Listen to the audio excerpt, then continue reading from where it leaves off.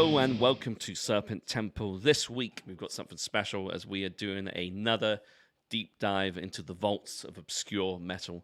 This week we are covering Sadness with the album. Get ready for a butchering of the album title. Ames De Marbre. Oh, I thought it was all right. Wasn't bad. Yeah, it was pretty good. I'm ready for Hellfest now. Yeah, you are. So this is an album that is extremely new to me. It's something quite a recent discovery for you as well, right? It is. Yes, this is just another album I just copped off Phil Wadey. Basically, he posted it on Twitter. I think he's been on it for like a couple of months, and then he posted it on Twitter. I think last week, just casually, he was like, I can't even remember what album he compared it to now. It was like Pandemonium or something like that, or one of those kind of bands. And he was like, yeah, I think this is a really good spiritual counterpart to that album. And I was like, I really like that album. And I clicked on it. And it just, sometimes like you just get a recommendation. You're just in that perfect moment. You've got that space where you can just listen to something and absorb it. And it was that. I was just in that zone where I was doing something, sitting at my computer for a couple of hours. And I was like, oh, brilliant. I trust Phil because obviously I've mentioned multiple times on here, like he's brilliant suggestions. And threw this album on, and oh my god, I love this album. It's a great fucking album. So like I had my second listen through not too long ago, and so this band. So a little bit of a history. So this album was released in 1993. They're a Swiss band, and I think off the bat, anybody listening to this album is going to immediately pick up on the obvious Celtic Frost kind of vibes. Not too much information around the band members. You've got Gradle on drums, Shiva on guitars and piano, Steph on guitars and vocals, and Andy on bass and vocals. And as far as I'm aware, there's not too weird. much. I've got a different list. Oh, have you? Yeah. Let's hear it. Well, no, it's similar, but it's like, Gradle on drums, Philippa Riand on guitars, Staff Terry on vocals and bass, and then Kron on keyboards, which sounds like a different list to yours. Yeah, so I took the band listing from the Encyclopedia Metallum. Okay. So, which had been known to get it wrong. Funny enough, their track listing was wrong.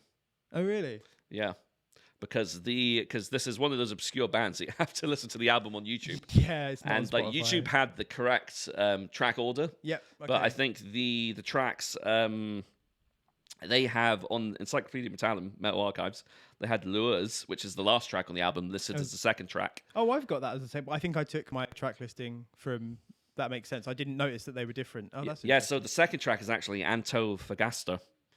Which is, so I wouldn't be surprised if the band members are wrong on Metal Archives as well. Because that's good. This album is like a half-forgotten dream, and that's why I love it, really. Yeah, it's cool. Just like everything from the strange album cover to like the, I love the logo as well. Like just like a really like obscure hand-drawn logo. Yeah, like I was saying to you earlier as well, like how obvious is it to have a band called Sadness? It's like really, like I was just like, oh yeah.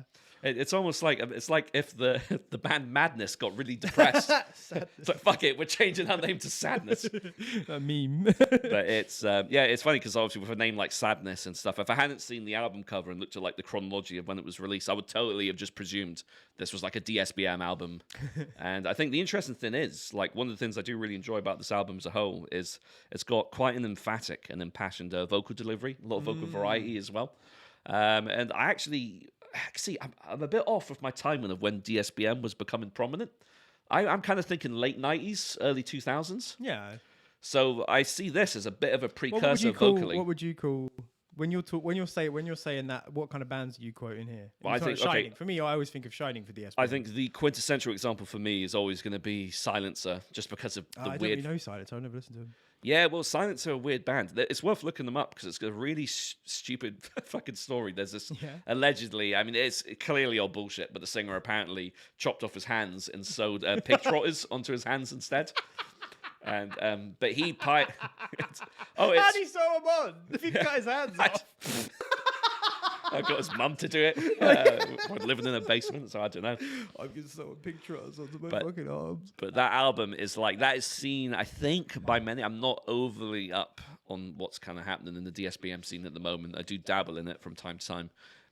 But like that is kind of like the quintessential sort of DSBM album, especially for like the kind of wailing, like super emotional vocal style. And I was just saying, like, a lot of the vocals on here kind of sound a bit like a precursor to that because there's moments on this album. Cool catch, man. I didn't think of that. That's really true. They are very DSBM vocals. I did not think of that at all. But like, pre DSBM. Because it's 1989, did you say? So It's fucking old as shit. No, BDSM, that's something different. So BDSM. PDSBM. Pre-DSBM. Yeah, they are very DSBM vocals because it's kind of this album's very goth. Yeah, it's very. One thing I liked about this album is that have you ever listened to Fields of Nephilim? Yes, but I have actually. Yeah, this album sounds like I thought Fields of Nephilim were gonna sound. Like Yeah. I love Fields of Nephilim, but I was always like, you see Carl McCoy, and you're like, this motherfucker looks hard. You know what I mean? This motherfucker goes hard in the paint. He looks like a fucking winner. Yeah. And then you're like, oh, this music's good, and he is like, "Ugh." Yeah. But the guitars are like, boom, boom. They're like the Smiths, you know? Yeah, they're quite. Yeah, because I think Fields of the Nephilim. First time I listened to them, I thought they sounded more kind of upbeat than punchy. Yeah. Than what I was And expecting. I thought they were going to be like this record. Yeah. And when you put this record on, it's like there's a lot of flangery guitars, a lot of like phaser and kind of just wishful kind of. It's very, and it makes it sounds in places a lot like there's comparisons can be made to Disembowelment.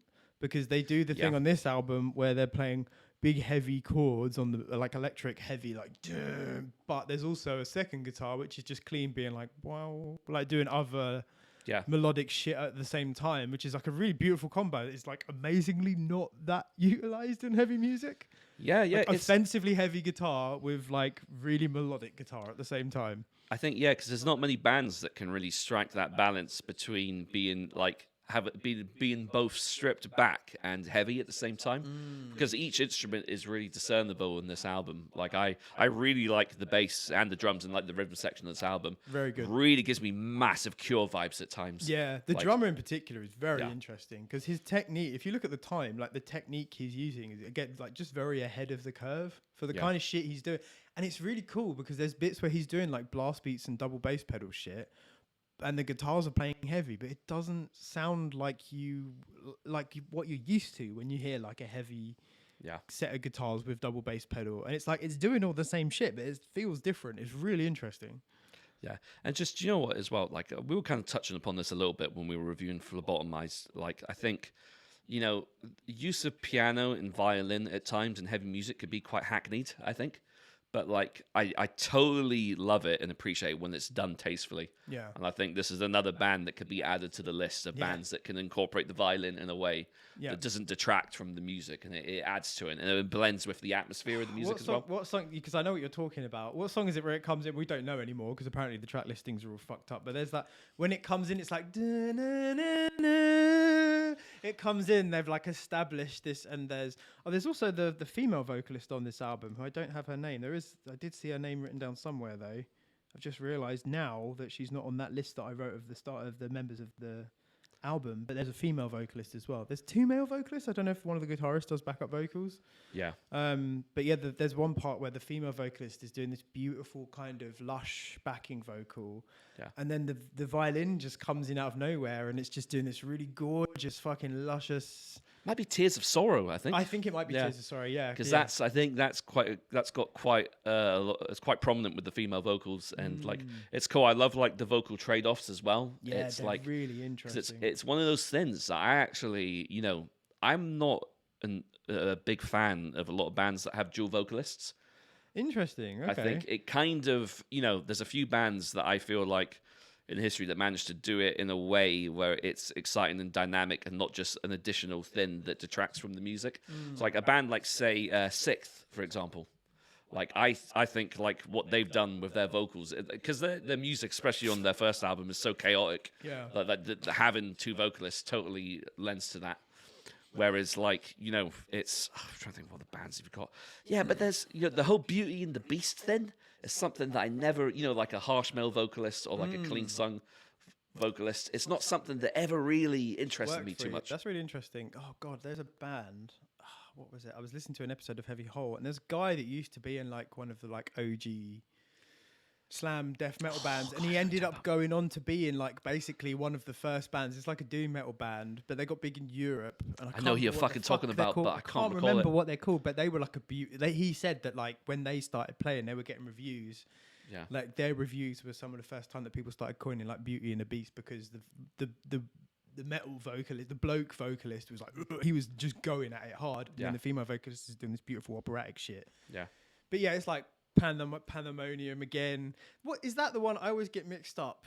What's the one where it's Dan Swano? What's his? Is that Pandemonium?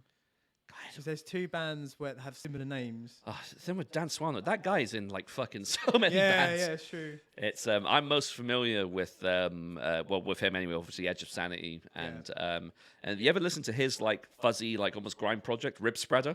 No, I haven't actually. Really good. If you like the Swedish like classic buzzsaw sound, but with a bit more of a grind flavor to it, it's really fucking good. I think he wasn't a member for all their albums, but a couple of albums he was a vocalist for, and it's amazing. Oh, Tiamat, that's the other band I was thinking of. Tiamat. You know Tiamat? Yeah, they're sick. Yeah, really cool band. Yeah, but in many ways, I feel like this band probably was quite ahead of the curve, right? And it's insanely so, right? Yeah, and I think there's something, being from Switzerland, like I was saying in the intro, it's hard not to make that comparison to Celtic Frost. Because I feel like, Tom G. Warrior and, had made such an impact, firstly with Hellhammer and how that went to impact a lot of the first and second wave black metal bands. But then, with Celtic Frost, I think has left an indelible mark on the scene. Incredibly so. And, I remember you saying, like, this sounds at times a bit like a precursor to, like, Monotheist.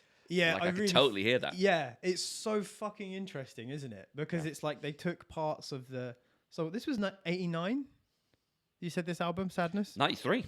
Oh, 93. Yeah. I thought you said it was 89. Okay, that's cool. So basically, because Morbid Tales 84 to Megatherion 85, like it's clear that the guitarist of this band is obsessed.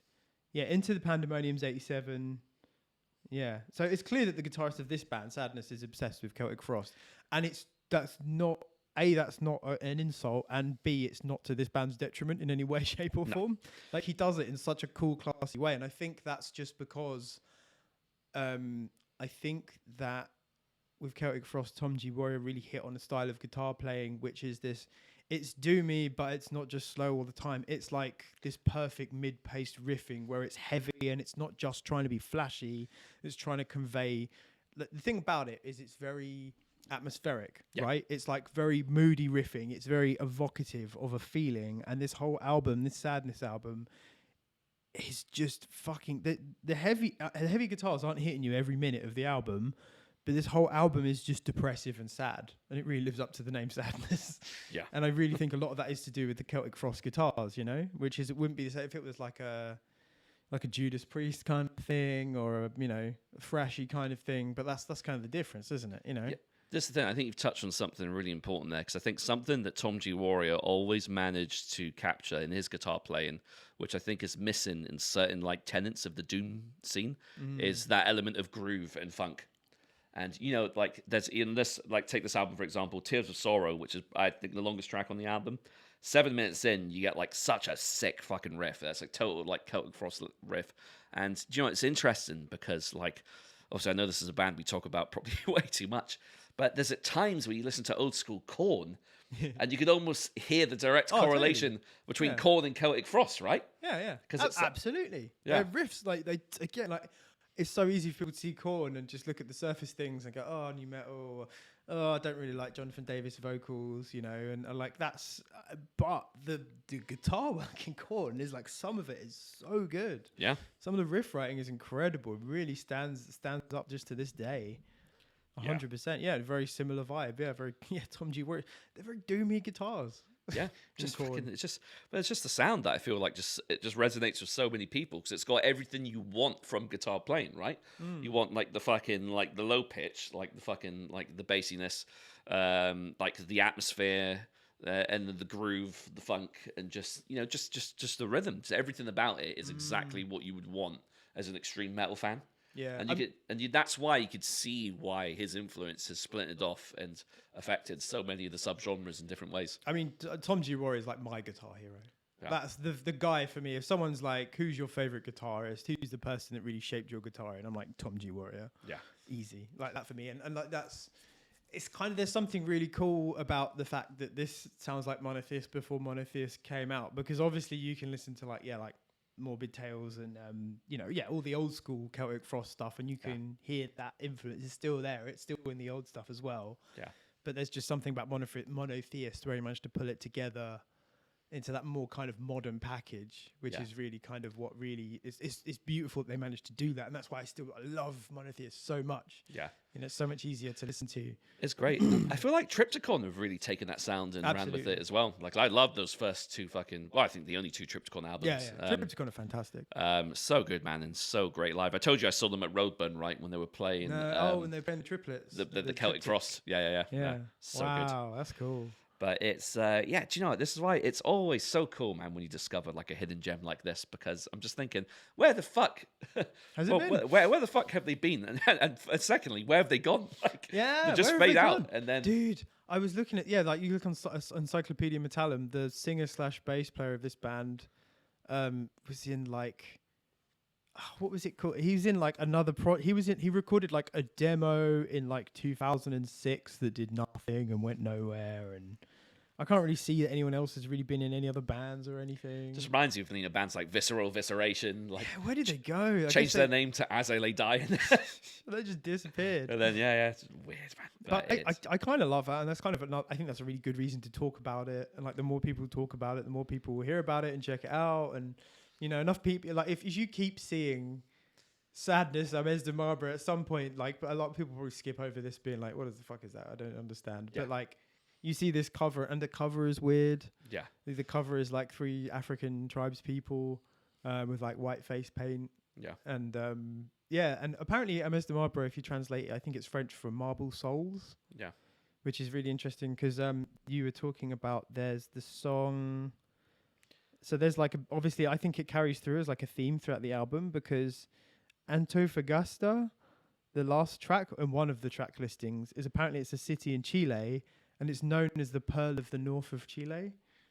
Okay. Which is interesting. And then obviously there's like Opal Vault, which is like opal with like a crystalline kind of word, like it's to do with like rocks and stuff. And Ames De Marbre.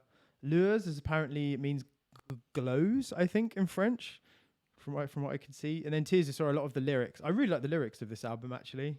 The lyrics are really cool. They're very dramatic and over the top and miserable. It's that kind of, I think that's why I think I wouldn't call it like a doom album. It feels like a goth album that's heavily influenced by Celtic Frost. Yeah. And it's got that thing I really like about good goth music, where it's very like, it's kind of lusty in a kind of spiritual way. It's like obsessed with sadness. Yeah, romantic, right? Yeah, it's very romantic, but in a non-incel way. And it's not in a like, everyone owes everything to me. It's just like obsessed with the concept of romance and obsessed with the concept of sadness. And that's even the first track, the title track, which has got the lyrics "Angel of Sadness." And they're fantastic. Like, it's just delivered with like such like conviction. Angel sadness of sadness. It's so good. I think it's a little bit like, what's the guy? Is it Tommy Wiseau from The Room?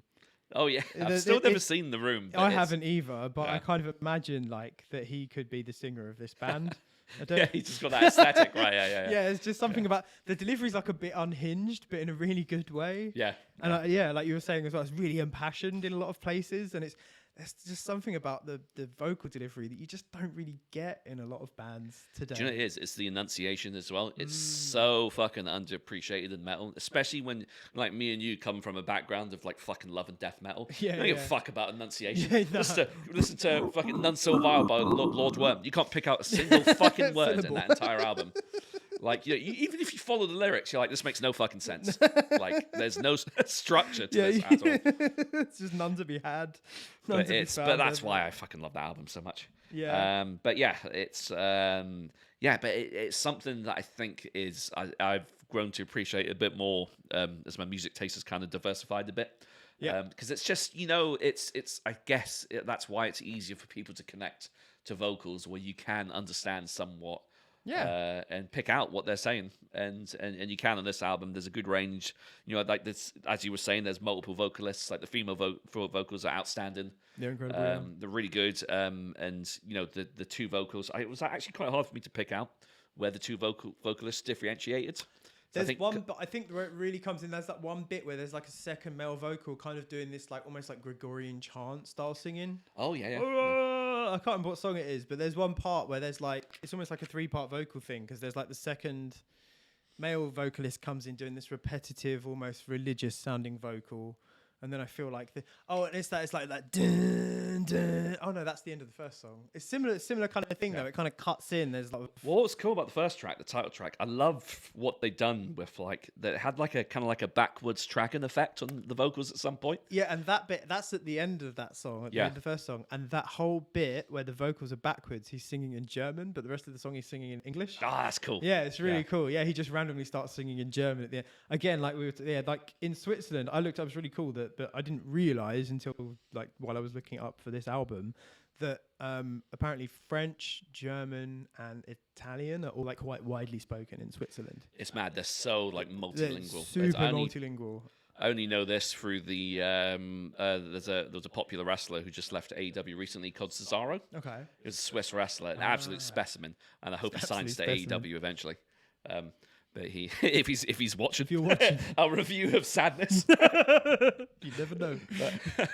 But no, and he's like, I remember watching an interview of him, and he was saying, just casually, I speak 7 languages. But it's just geographically, it's such an interesting part of the country. It's like I've got Italian friends and people that I know who just drive to Switzerland.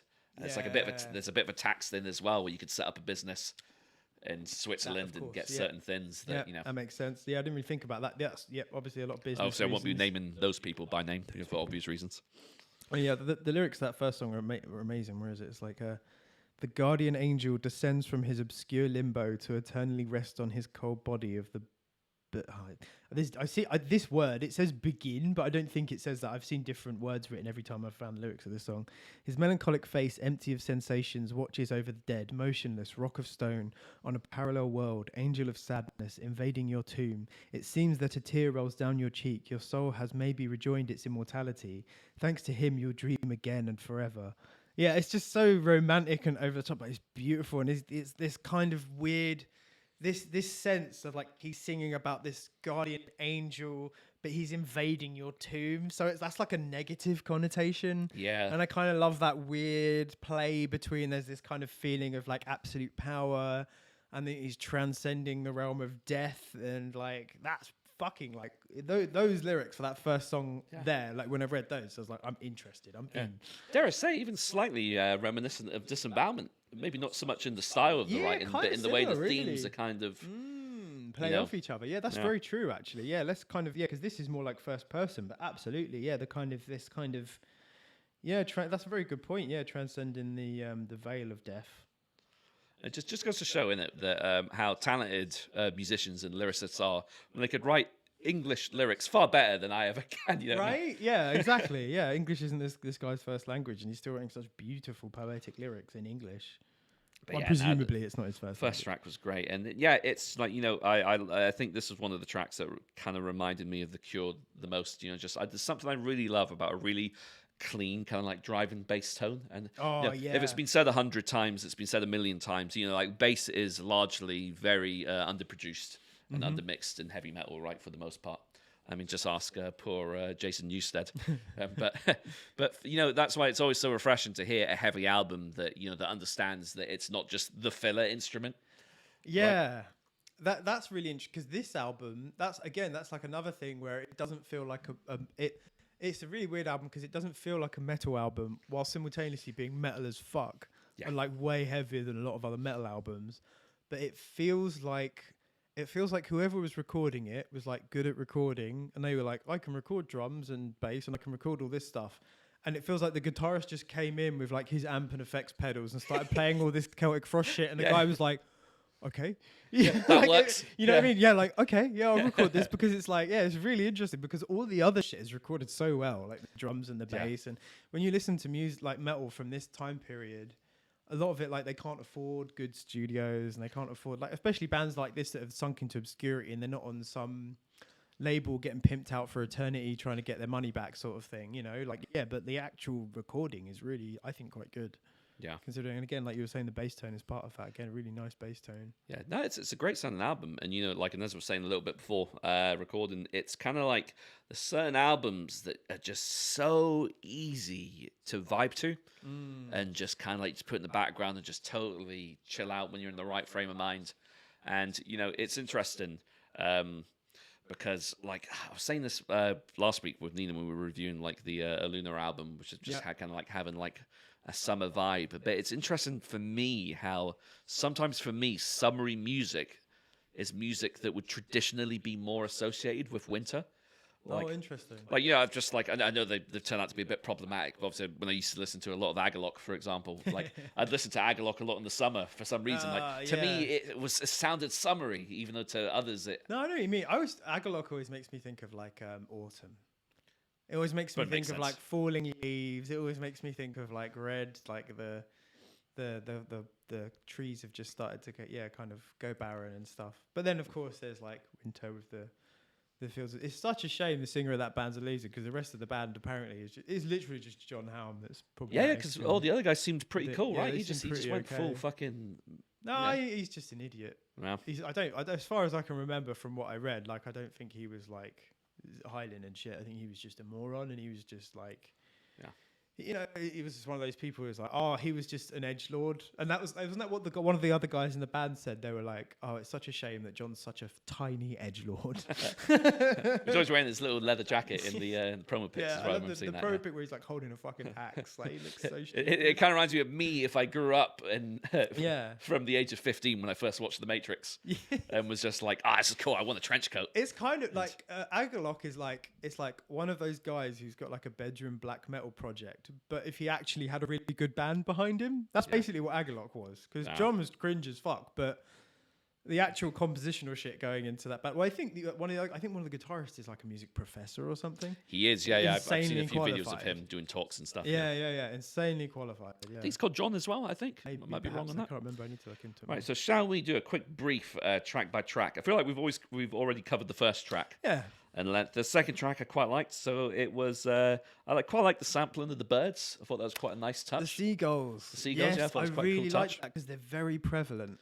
Yeah. And they really put you. And there's that Akakoka song on their newest album where they've got seagulls as well. Oh, gee, it's the album I'm least familiar with, so I can't recall very good album. But it again really works in this because it puts you in that place where it's almost like you're visiting the beach and you haven't seen the sea for like a really long time, and you're kind of having that moment to yourself.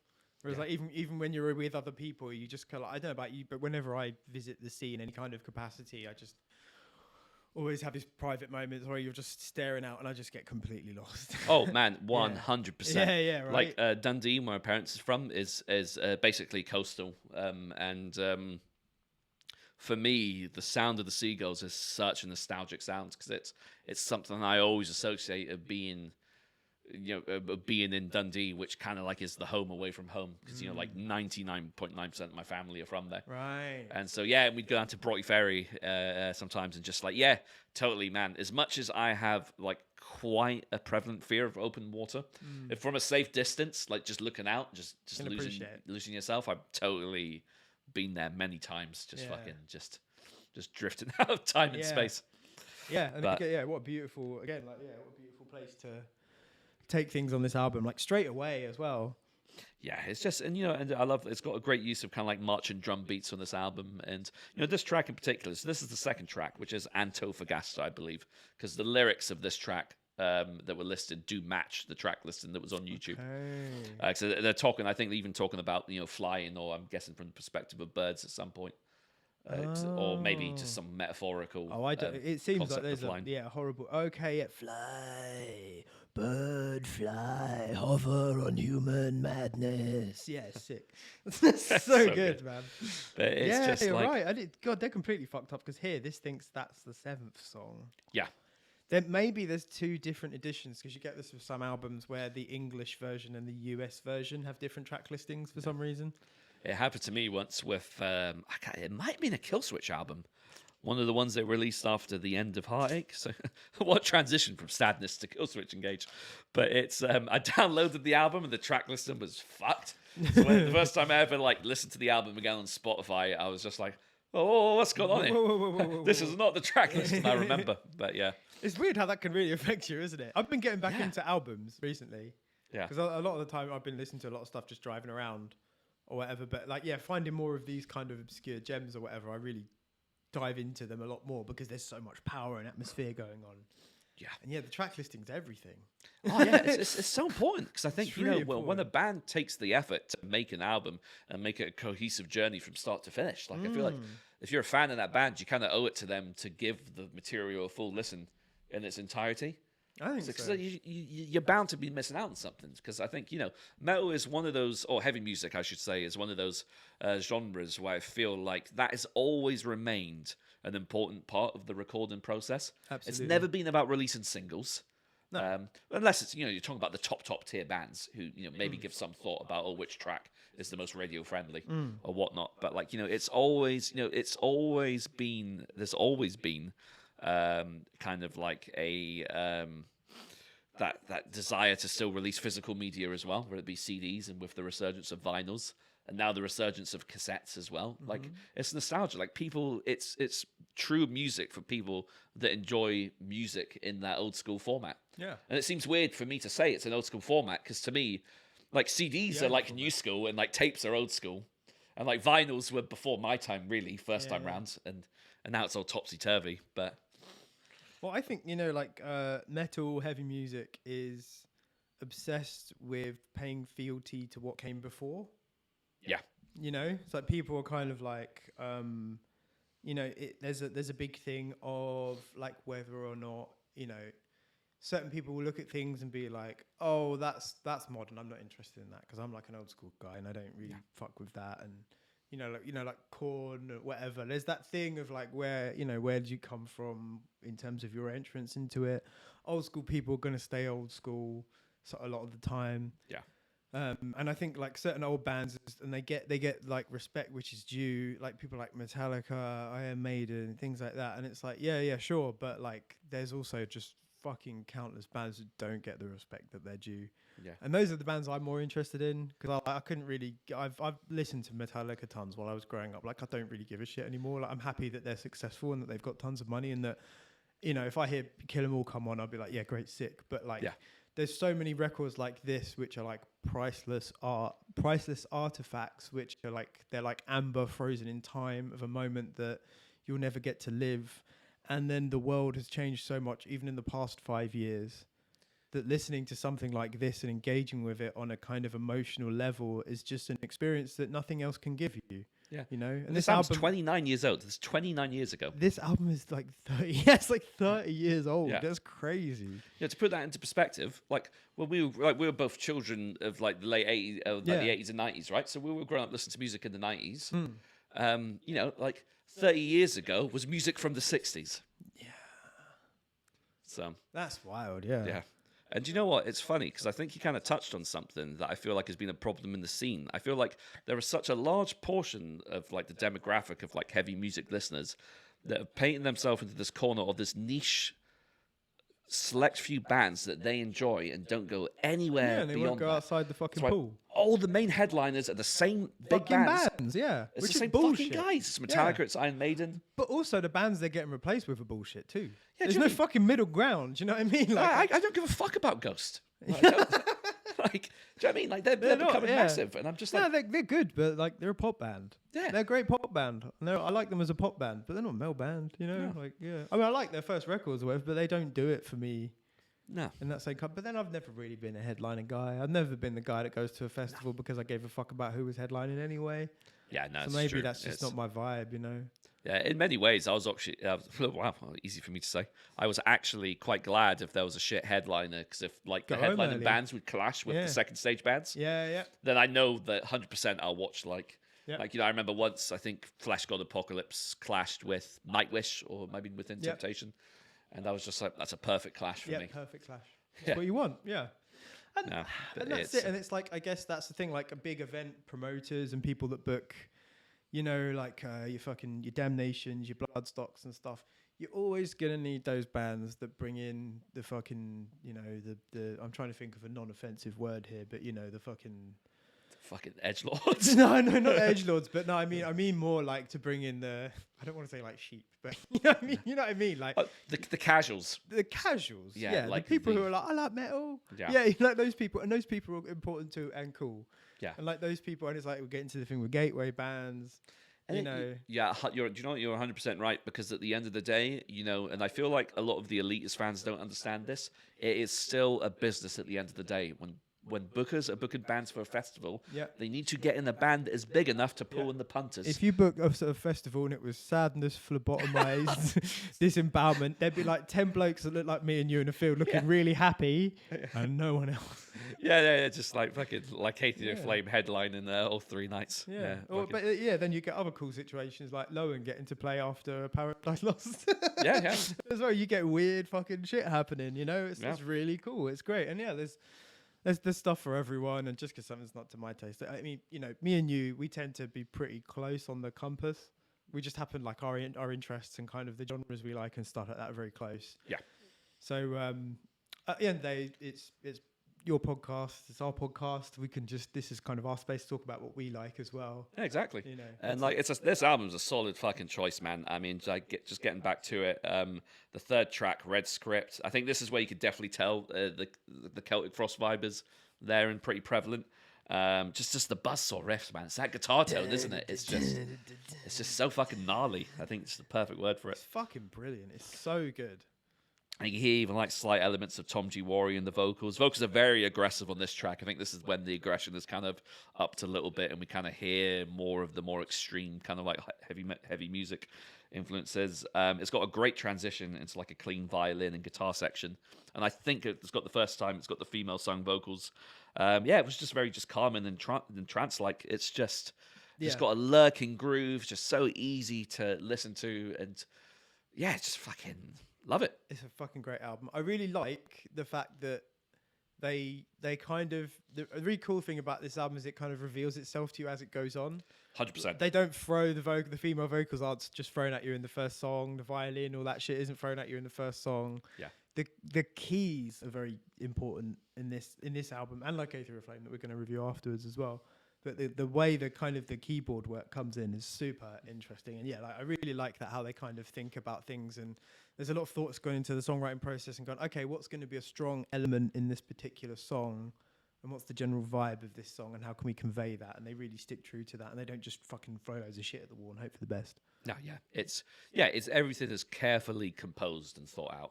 And I think, that's kind of culminated in the track Tears of Sora, which I talked about a little bit, because it's, it starts off with like quite minimalist, similar to the first track, with like these really cool kind of like vocal trade-offs and like really kind of like nice lurking, kind of clean bass line. And then, you get 7 minutes in, which is when like the fucking like proper like grooving, sort of like stomping riff comes in.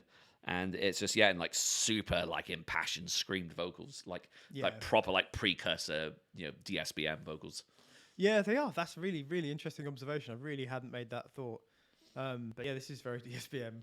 Yeah, I think it's just anything that sounds kind of like manic. I think DSBM would be better if it sounded more like this. Yeah. To be honest, this is. I think DSBM. That should be the next. Well, I think some of it does. It depends. Some of it does. Yeah. And the problem with DSBM, right, is it's so fucking cringe. You know what I mean? Nicholas K. Just like that's the problem. Nicholas K. Farforth, whatever his name is. Oh God, yeah, Nicholas Farforth. Yeah, that was he was the one that stormed off, right? Yeah. Weren't you at that gig? Oh yeah, I was at that gig. Yeah, amazing. I went to. The thing about him, I always knew he was a dickhead, but I really liked the music. I really liked what the fuck is it? Halmstad? That album, Halmstad. Yeah. The problem is he's a fantastic songwriter, and he has some very talented musicians working with him. It makes very good art. I don't think that it can be disputed that he makes very good art.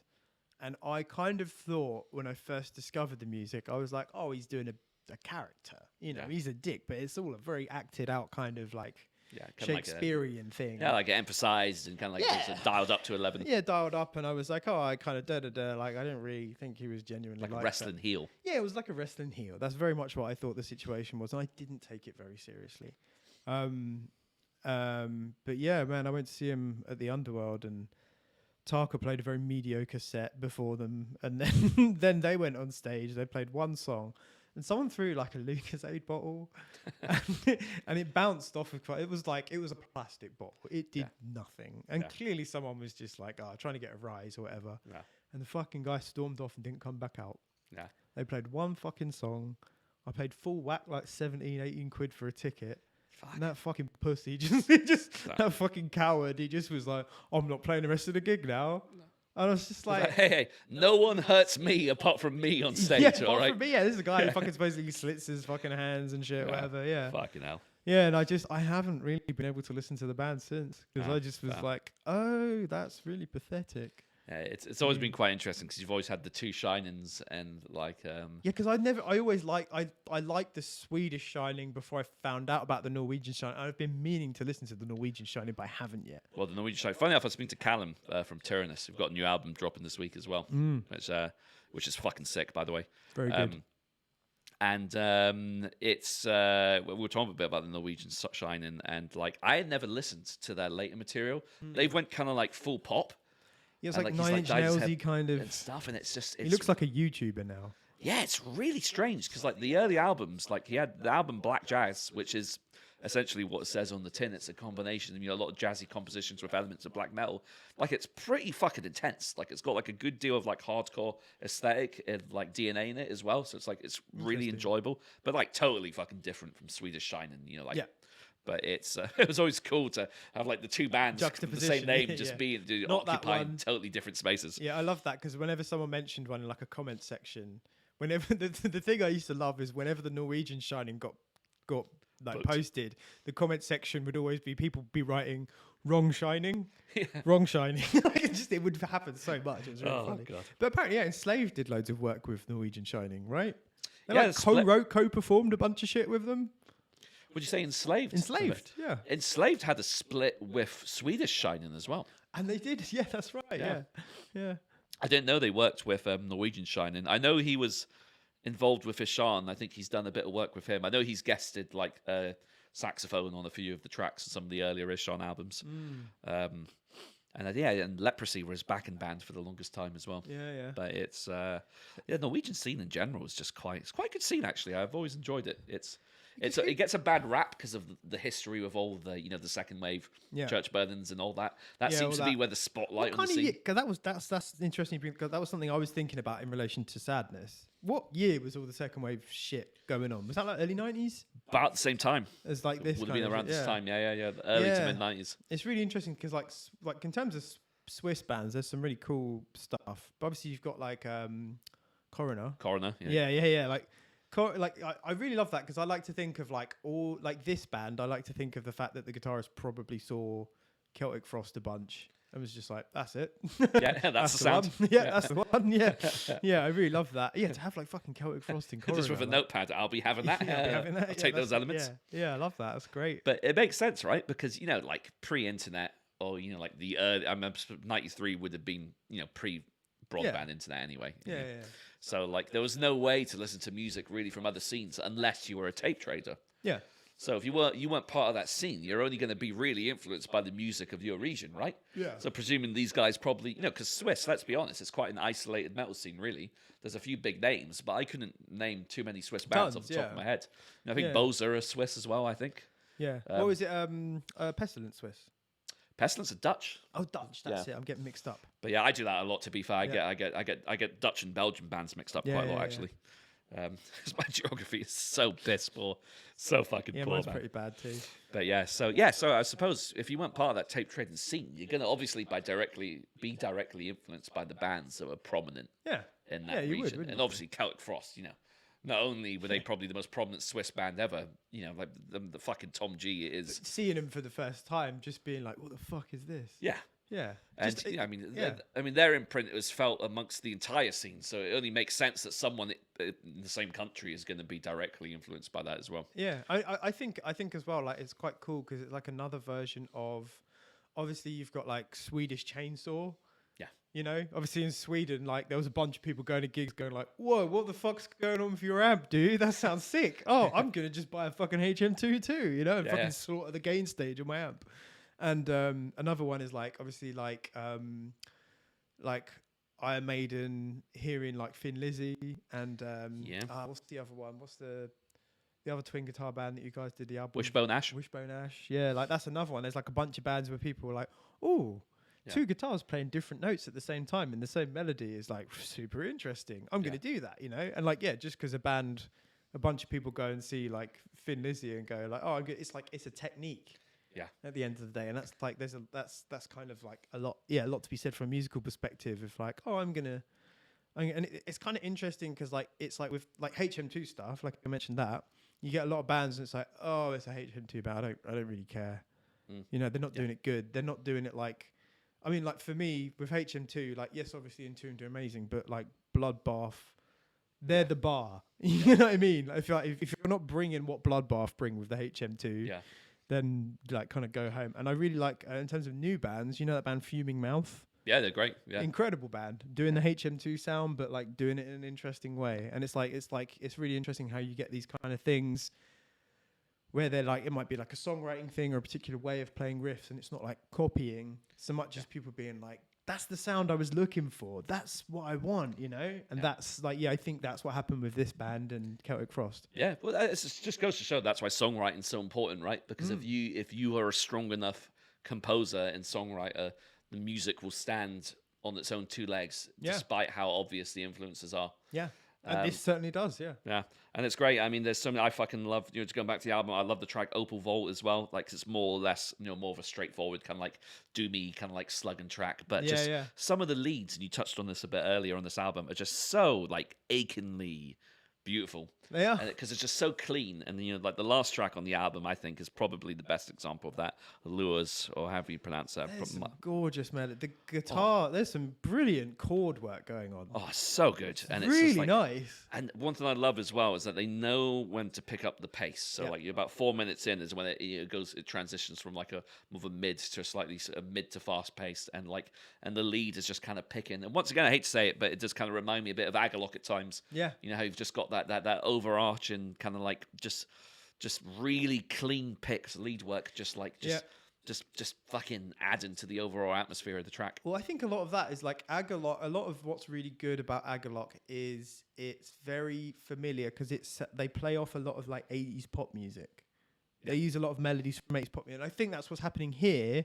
But with this band, the frame of reference is much more present. It's much more like osmosed and accepted into the band itself, because that's the time when they were making the music. That was everything that they were hearing on the radio, was those kind of melodies and stuff in pop music. And it's like, that's what's so interesting about this album, is like they've internalized so much of that whilst still putting out such heavy work, which is such a rare thing to experience from that time period. Yeah, and it's so fucking true, because like, how many times have you seen like an interview with a band from a similar period, and you ask, what was the music that inspired you when you were growing up? They'll say The Cure, Joy Division, Depeche Mode. Yeah, all that stuff. You know, they're talking about all those sort of bands, and it's always interesting to hear how something that to someone who wasn't well versed in music might think that there'd be no correlation between the two genres. Yeah, but there is so much. Like Depeche Mode is such a big one, dude. If you go and listen to like Violator, fucking Music for the Masses, like all of those albums, like